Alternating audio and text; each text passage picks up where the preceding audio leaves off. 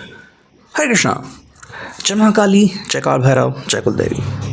तो आज का टॉपिक है सुबह की उनकी दिल की बातें। सुबह सुबह कोई आपके बारे में क्या सोच रहा है, ये है हमारा टॉपिक और हम कर रहे हैं रीडिंग। हमारे सामने है टैरो और ओरेकल रीडिंग होने वाली है for all signs general collective Hindi tarot reading.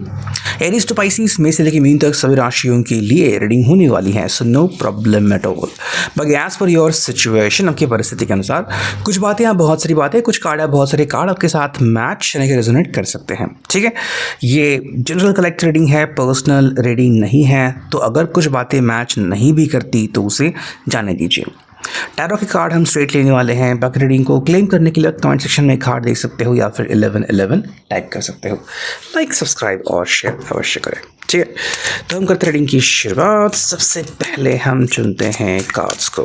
ठीक है, ये मिला है पहला कार्ड एंड लेट्स सी कि हमें और कितने कार्ड्स मिलते हैं। चलो, ये एक और कार्ड मिला, ये एक और कार्ड मिला। ठीक है, and this is another card. चलो देखते हैं और हमें क्या कार्ड्स मिलते हैं। ठीक है, चलो, और जैसे हमारी ज़रूरत होगी वैसे हम और कार्ड्स भी ले सकते हैं। ठीक है, शुरुआत में तो हम इतने कार्ड्स लेते हैं। जो पहला कार्ड हमें मिला है वो है 4 of cups, cancer, Scorpio, Pisces, कर्क, वृश्चिक, मीन राशि। ठीक है, तब ये व्यक्ति जो है वो थोड़ा सा पहेली में उलझा हुआ है। ठीक है, और इनके हिसाब से भाई क्या चुनाव करना चाहिए, किस चीज़ की अपेक्षा या फिर वेटिंग करनी चाहिए। अगर आप इनसे पूछ रहे हो कि भाई तुमने क्या सोचा है या फिर तुम किस नतीजे पे आ गए हो, तो ये पर्सन कह सकता है आपको कि देखो मेरी सोच चल रही है। ठीक है, सोच बहुत सारी बातों को लेके चल रही है, शायद जॉब को लेके चल रही है या फिर किसी व्यक्ति को लेके भी चल रही है।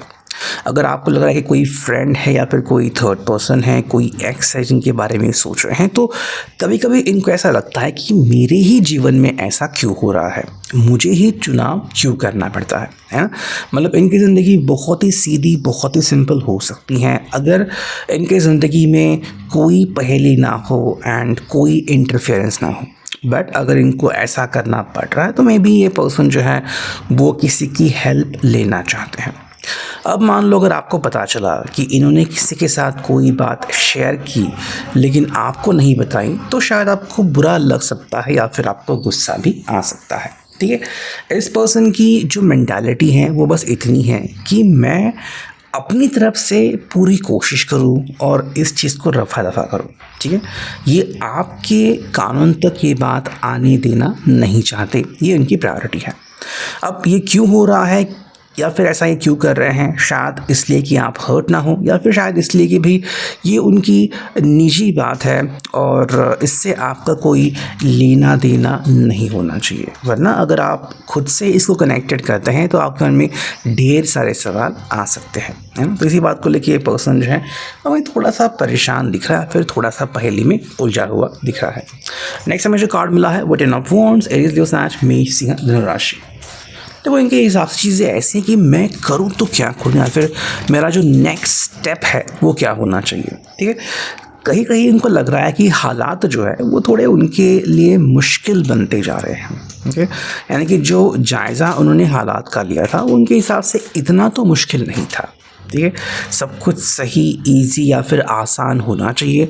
बट अब ऐसा हो रहा है कि जैसे मान लो आप इनको कह रहे हो कि भाई तुम मुझसे मिलने आ रहे हो या फिर तुमने कहा था कि हम सैटरडे संडे मिलेंगे और अचानक से कोई प्रोजेक्ट आ गया है या फिर इनको कहीं पे रखे एक्स्ट्रा वर्क करना पड़ रहा है, कोई उनकी प्रायर कमिटमेंट है जो वो पहले भूल गए थे और अब इनको किसी ने याद दिलाया है, तो इनको लग रहा है कि भाई मेरे ही साथ ऐसा क्यों हो रहा है। ठीक है, सेकेंडली ये अगर कमिटमेंट कहीं पे दे चुके हैं तो वो कमिटमेंट किसी भी हालत में वो तोड़ना नहीं चाहते एंड आपके साथ भी वो दुर्व्यवहार नहीं करना चाहते, ना ही वो आपको नाराज़ करना चाहते हैं। तो शायद जो उन्होंने आपके साथ टाइमिंग फिक्स की हो उसके साथ वो थोड़ा सा बदलाव या फिर छेड़छाड़ कर सकते हैं। ठीक है, कि भाई हम इतने बजे मिलने वाले हैं, क्या होगा अगर हम उस समय मिले, है ना। मतलब थोड़ी सी देरी या फिर उसके पहले आप मिलने के लिए इनसे हाँ या ना कह सकते हैं। ठीक है, बेसिकली ये पर्सन जो है वो अपनी प्रोफेशनल लाइफ पे कोई भी जिसे हम कहते हैं कि सिचुएशनल एनालिसिस आने देना नहीं चाहता। अगर इन्होंने कमिटमेंट की है तो वो 100% निभाने की कोशिश करेंगे। ठीक, नेक्स्ट में मिला है two of pentacles, taurus, Virgo, Capricorn. देखो यहाँ पे हमें लग सकता है कि ये पर्सन जो है वो दो चीज़ों के पीछे काफ़ी ज़्यादा भावनात्मक हो रहा है। ठीक है, अब एक जो चीज़ है वो उसकी निजी ज़िंदगी हो सकती है, एक उसकी प्रोफेशनल लाइफ हो सकती है, एक उसकी खुद की लाइफ हो सकती है और एक आपकी लाइफ हो सकती है। ठीक है, एंड किसी किसी की हालत में उनके पास्ट में जो कोई रिलेशनशिप थी और आपके साथ अभी जो रिलेशनशिप है ये उन दोनों के बारे में कहीं ना कहीं कंपैरिजन कर रहे हैं या फिर सोच रहे हैं। ठीक है, देखो इनके हिसाब से चीज़ें आसान हो सकती हैं या फिर हम इन चीज़ों को ऐसे ही एक्सेप्ट कर सकते हैं, बट जो समस्या यहाँ पे आ रही है वो ये है कि क्या ये पर्सन सच में प्रैक्टिकलिटी को चूज़ कर रहा है या फिर भावनात्मक हो रहा है।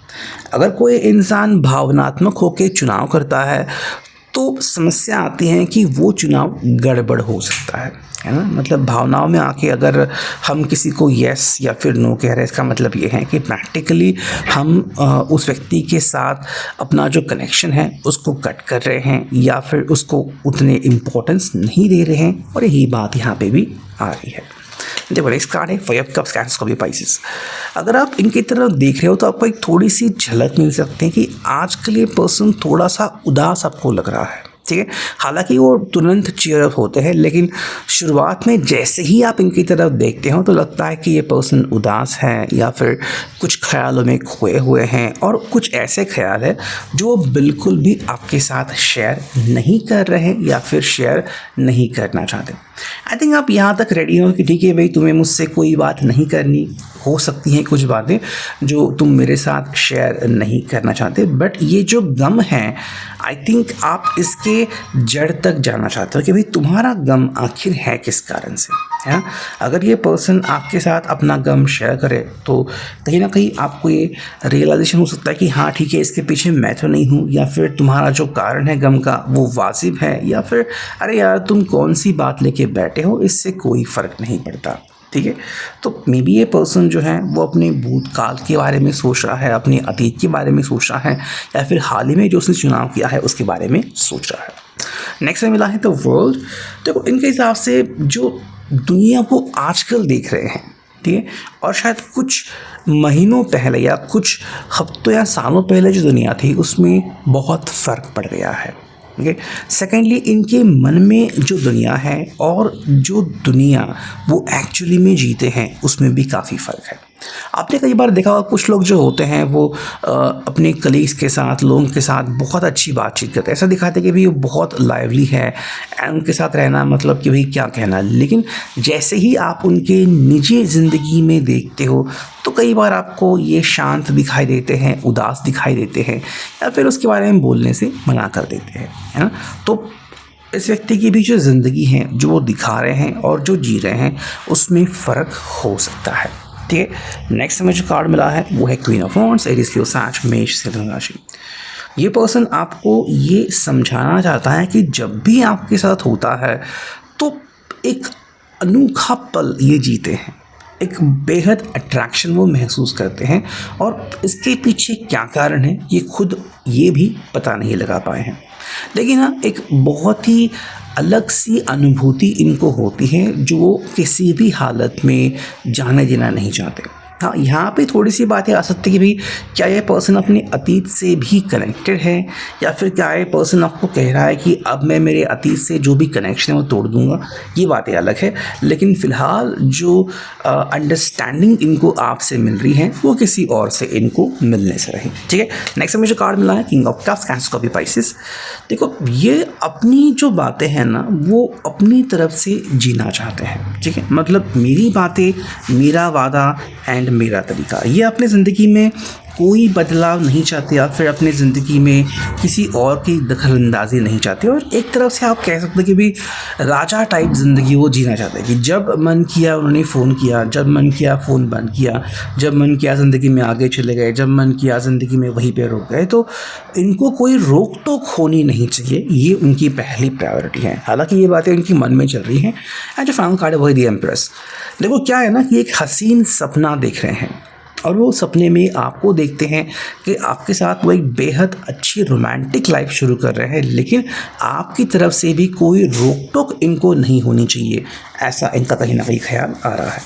नेक्स्ट हम देखते हैं फॉर्चून कुकीज़। यहाँ से हम चुनते हैं एक कार्ड, देखते हैं हमें यहाँ पे क्या रीडिंग मिलती है। ठीक है, देखो यहाँ पे जो कार्ड आ गया है वो है केयर रिक्वायर्ड। ठीक है, तो अगर आपको लग रहा है कि ये पर्सन जो है वो शांत है और कह रहा है कि भाई मुझे किसी बात की परवाह नहीं है, तो ऐसा नहीं है। इस पर्सन को अभी तो बहुत ज़रूरत है इसको अंडरस्टैंड करने की।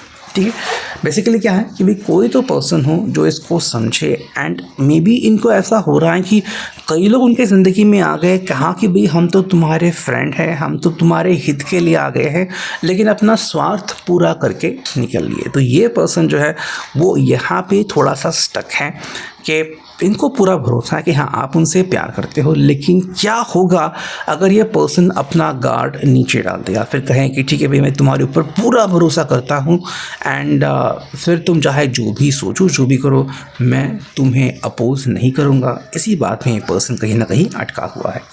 तो यह भी कह रही, I hope it will resonate. Thank you.